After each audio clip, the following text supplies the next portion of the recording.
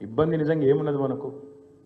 కేసీఆర్ గారు 2001లో పార్టీ పెట్టినప్పుడు ఆ రోజు ఉండే ఇబ్బందులతో పోలిస్తే ఈరోజు మనం కూర్చున్న ప్లాట్ఫామ్లో ఈరోజు మనం ఉన్న పరిస్థితులు ఏమి ఇబ్బంది? ఇది ఇబ్బందే కాదు. అదొక లొట్టపీస్ కేసు, వాడొక లొట్టపీస్ ముఖ్యమంత్రి. చేయగలిగేది ఏమీ లేదు, ఇబ్బంది లేదు, మన లేదు. మీరు అనవసరంగా ఇబ్బంది అన్న మాట దయచేసి మీరు మాట్లాడకూడదు పబ్లిక్ వేదికల మీద. ఎందుకంటే ఇబ్బంది ఏముంది? కేసీఆర్ గారు ఆనాడు కడుపు మార్చుకొని తెలంగాణ వచ్చుడో కేసీఆర్ సచ్చుడో, తెలంగాణ జైత్రయాత్రనో కేసీఆర్ శవయాత్రనో అని కూర్చున్నాడు చూడు.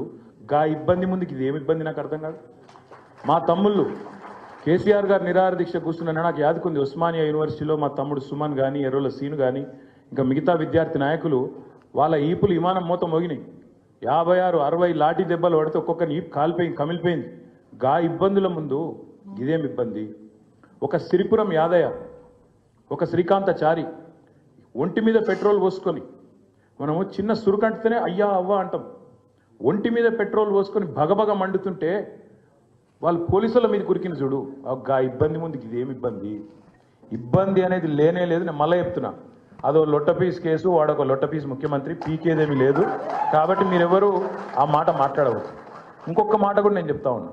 ఇబ్బంది అంటే కేసీఆర్ గారు పార్టీ పెట్టినాడు అగమ్య గోచరం. తెలంగాణ వస్తుందో రాదో తెలియదు.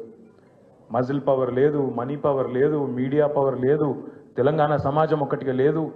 అట్లాంటి పరిస్థితుల్లో, అగమ్య గోచరమైన పరిస్థితుల్లో ప్రజల కోసం, తెలంగాణ రాష్ట్రం కోసం తన జీవితాన్ని అంకితం చేసి ఆఖరికి చావు నోట్లో తలబెట్టి తెలంగాణ తెచ్చిన నాయకుడు కేసీఆర్.